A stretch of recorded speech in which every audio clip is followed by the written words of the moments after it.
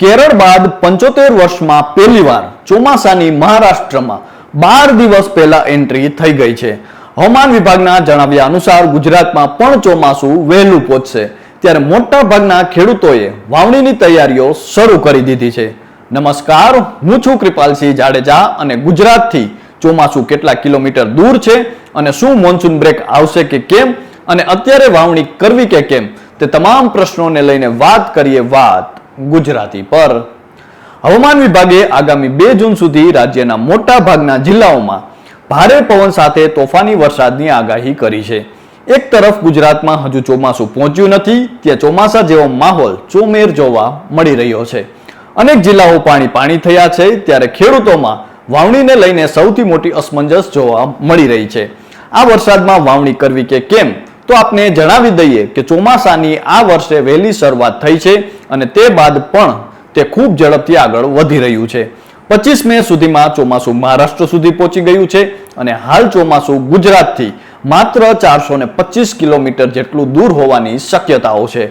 આ વર્ષે ચોમાસું સામાન્ય કરતાં 8 દિવસ વહેલું આવી ગયું છે.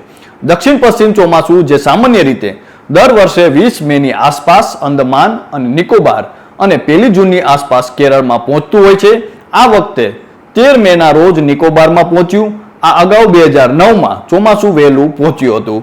મહારાષ્ટ્રમાં ચોમાસાની એન્ટ્રી સાથે જ ભારે મેઘખાંગા જેવી સ્થિતિ જોવા મળી હતી. મુંબઈમાં ભારે વરસાદને કારણે રસ્તા ઉપર જાણે નદીઓ વહેતી હોય તે પ્રકારના દ્રશ્યો જોવા મળ્યા હતા. એટલું જ નહીં, ઘણા જિલ્લાઓમાં પૂર જેવી સ્થિતિ પણ સર્જાઈ હતી. હવામાન વિભાગના જણાવ્યા અનુસાર હજુ પણ અનુકૂળ પરિસ્થિતિઓ છે કે ચોમાસું આગામી દિવસોમાં પણ ઝડપથી આગળ વધે અને ઘણા વિસ્તારોમાં હજુ પણ તે વહેલું પહોંચશે. એક તરફ ચોમાસું સતત આગળ વધી રહ્યું છે અને બીજી તરફ ગુજરાતના કેટલાક વિસ્તારોમાં ભારે વરસાદના મંડાણા છે. આગામી 2 થી 3 દિવસ સુધી ગુજરાતમાં વરસાદ થવાની પૂરી શક્યતાઓ સેવાઈ રહી છે, તો બીજી તરફ આગામી 3 દિવસ દરમિયાન મધ્ય ગુજરાત, ઉત્તર ગુજરાતના કેટલાક વિસ્તારોમાં ગાજવીજ સાથે વરસાદ થઈ શકે છે. તેમજ વરસાદની સાથે 40 થી 50 કિલોમીટર પ્રતિ કલાકની ઝડપે પવન ફૂંકાવાની શક્યતાઓ પણ રહેલી છે. હવામાન વિભાગે આપેલી માહિતી પ્રમાણે 24 મેના કેરળમાં ચોમાસાની શરૂઆત થયા બાદ બીજા જ દિવસે ઝડપથી આગળ વધીને ચોમાસું મહારાષ્ટ્રના વિસ્તારો સુધી પહોંચી ગયું હતું.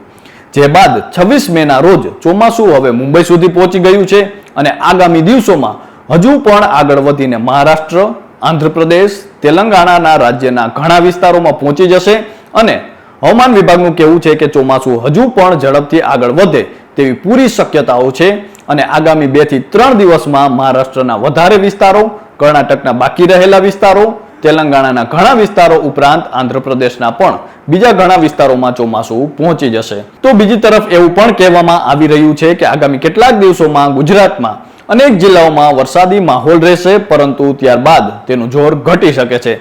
જો કે એવું પણ માનવામાં આવી રહ્યું છે કે ચોમાસું ગુજરાતમાં એન્ટ્રી કર્યા બાદ અનેક વાર નિષ્ક્રિય થઈ જતું હોય છે. જો ચોમાસાને યોગ્ય વાતાવરણ મળી જશે તો વહેલી એન્ટ્રી કરી શકે છે અને સમગ્ર ગુજરાતને કવર કરી શકે છે. જો કે ગોવાથી લઈને મહારાષ્ટ્ર અને મુંબઈ સુધીના વિસ્તારોની અંદર મોન્સૂન બ્રેકની સ્થિતિ સર્જાઈ શકે છે અને જો એવું થશે તો મોન્સૂન બ્રેકને કારણે વાવણી પણ મોડી થઈ શકે છે. જો પરેશ ગોસ્વામીએ ચોમાસાને લઈને શું કહ્યું છે તેના પર નજર કરીએ તો તેમના જણાવ્યા અનુસાર નૈઋત્યનું ચોમાસું સમય કરતાં વહેલું ચાલી રહ્યું છે. કેરળમાં 24 મેના રોજ 8 દિવસ વહેલું ચોમાસું પ્રવેશ્યું હતું.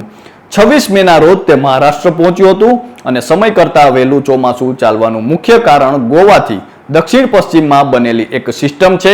આ સિસ્ટમની તીવ્રતાએ ચોમાસાને ઝડપથી આગળ વધાર્યું છે. આ સિસ્ટમ ધીમે ધીમે નબળી પડતી જશે. આ સિસ્ટમ લો પ્રેશરમાં પરિવર્તિત થશે અને આવનારા 2 થી 3 દિવસમાં આ સિસ્ટમ નબળી પડીને વિખાઈ જશે.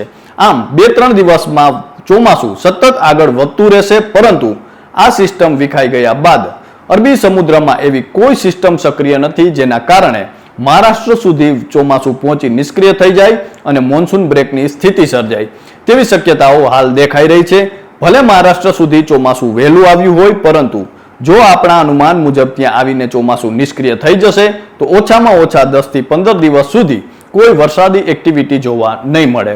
ફરી અરબ સાગર સક્રિય થાય અને સિસ્ટમ બને તો ચોમાસું ગુજરાતમાં રાબેતા મુજબ આવે. આ વર્ષે ગુજરાતમાં 115% જેટલો વરસાદ થવાની શક્યતાઓ છે.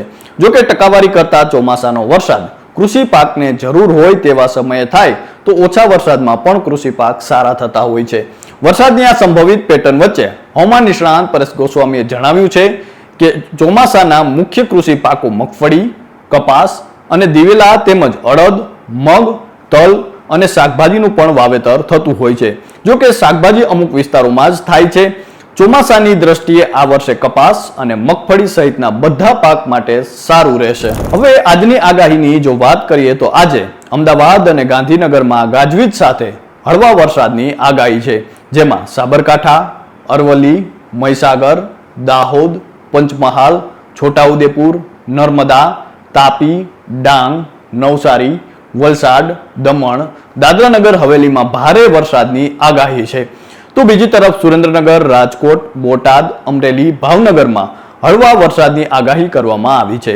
બાકીના તમામ જિલ્લાઓમાં છૂટાછવાયા વરસાદની પણ આગાહી કરવામાં આવી છે.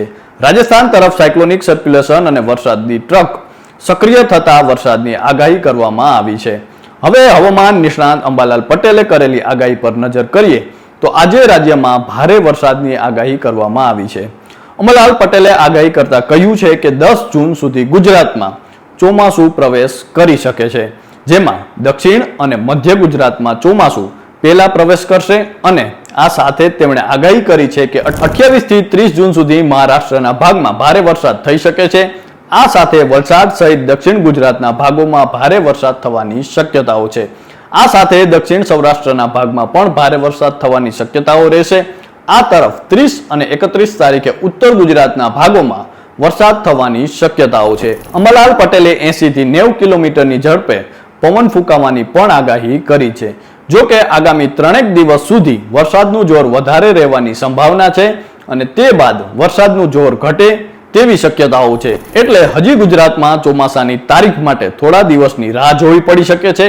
એક તરફ વાવાઝોડા અને કમોસમી વરસાદને કારણે ખેડૂતોને પારાવાર નુકસાન થયું છે, ત્યારે ફરી બેઠા થવા ખેડૂતોને ખરીફ પાકો પર આશા છે. જો કે કાળા માથાનો માનવી કુદરતી આફત સામે લાચાર થઈ જતો હોય છે, તો આશા રાખીએ કે આ વખતે ચોમાસું ખેડૂતો માટે સુખનો સૂરજ લાવશે. તો અત્યારે બસ આટલું જ. હવામાનને લઈ દરેક અપડેટ આપના સુધી પહોંચાડતા રહીશું અને મળતા રહીશું વાત ગુજરાતી પર.